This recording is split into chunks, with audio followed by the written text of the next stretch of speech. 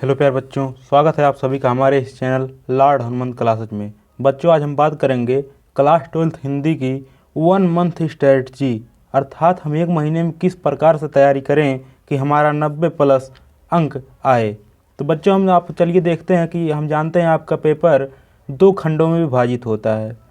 पहले खंड में गद्यांश व पद्यांश, जिसमें आप 10 अंक मिलते हैं, और गद्यांश पर आधारित प्रश्न 10 अंकों के होते हैं, पद्यांश पर आधारित प्रश्न 10 अंकों के होते हैं। साहित्यिक परिचय जो आपका पूछा जाता है, एक गद्य लेखक का, एक पद्य कवि का, तो 5-5 अंकों के होते हैं। फिर आपका है कहानी, और उसके बाद खंड काव्य। फिर बच्चों हम देखते हैं खंड खा में संस्कृत गद्यांश का अनुवाद रहता है 7 प्रश्न 7 अंकों का। फिर श्लोक अनुवाद होता है 7 अंकों का। फिर व्याकरण होता है, जैसे तद्भव तत्सम, या फिर हुआ मुहावरा, ये सब होता है। काव्य सौंदर्य के तत्व होते हैं, रस छंद अलंकार पूरे 6 अंक दे आपको जाते हैं, और प्रार्थना पत्र आपको 6 अंक देते हैं, और निबंध पूरे 9 अंक देते हैं। तो बच्चों, आज हम बात करेंगे उन्हीं कुछ चैप्टर्स की जो आपको अब तैयार करना है। तो बच्चों, आप खंड का की तैयारी के लिए हम देखेंगे गद्यांश जो पूछे जाते हैं पर आधारित क्वेश्चंस, उनके लिए हम 3 चैप्टर को सिर्फ पढ़ना है अब, क्योंकि 1 ही महीने बचे हैं। अब हमें हार्ड वर्क के साथ साथ स्मार्ट वर्क भी करना है। तो पहले देखेंगे राष्ट्र का स्वरूप, अशोक के फूल, और भाषा और आधुनिकता। बच्चों, हमें सिर्फ इन तीनों चैप्टरों को पढ़ लेना है। अब क्वेश्चन जब पूछेगा आप उसका आंसर आराम से लिख सकेंगे। फिर पद्यांश में आप देखेंगे पवन दूत क्या, कैकेयी अनुताप, और श्रद्धा मनु। यहाँ से भी क्वेश्चन पूछे जाएंगे, इससे बाहर बच्चों कुछ नहीं होगा।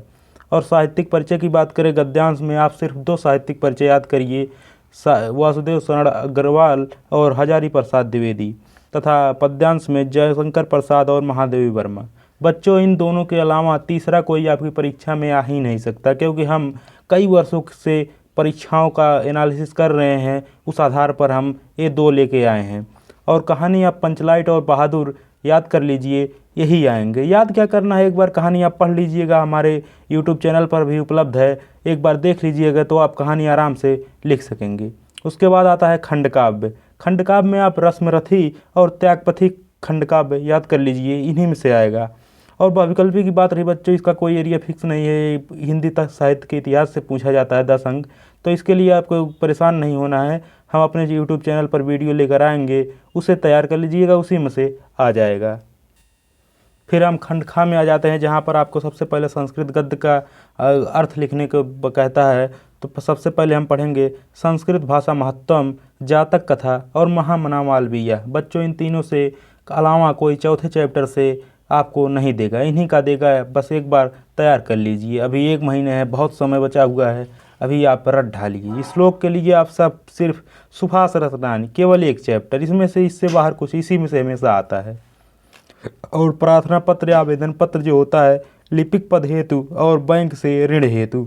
बच्चों, यदि आपके लिए ये तैयार नहीं है तो हम इस पर वीडियो लेकर आने वाले हैं जल्द, तो आप उसे देख लीजिएगा, और बहुत ही आसान है, आपको याद हो जाएगा। निबंध जो है ये कोई कन्फर्म नहीं है कि कहाँ से आता है, लेकिन पिछले वर्षों का जो पेपर हुए हैं उनका हम एनालिसिस करे हैं, तो उनमें से कुछ टॉपिक खोज कर लाए हैं, जैसे हुआ बेरोजगारी, आतंकवाद, भारत में नारी की स्थिति, पर्यावरण और भ्रष्टाचार।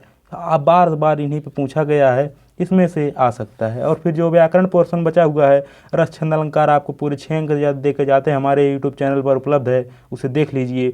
मुहावरे हुए या शुद्ध युग्म बनाने हुए, तत्सम तद्भव हुए, ये सब हमारे चैनल पर उपलब्ध है, आप देख सकते हैं। बच्चों, यदि आप इतना तैयार कर लेते हैं तो आप 90+ फोड़ के आएंगे, गारंटी ही मेरा।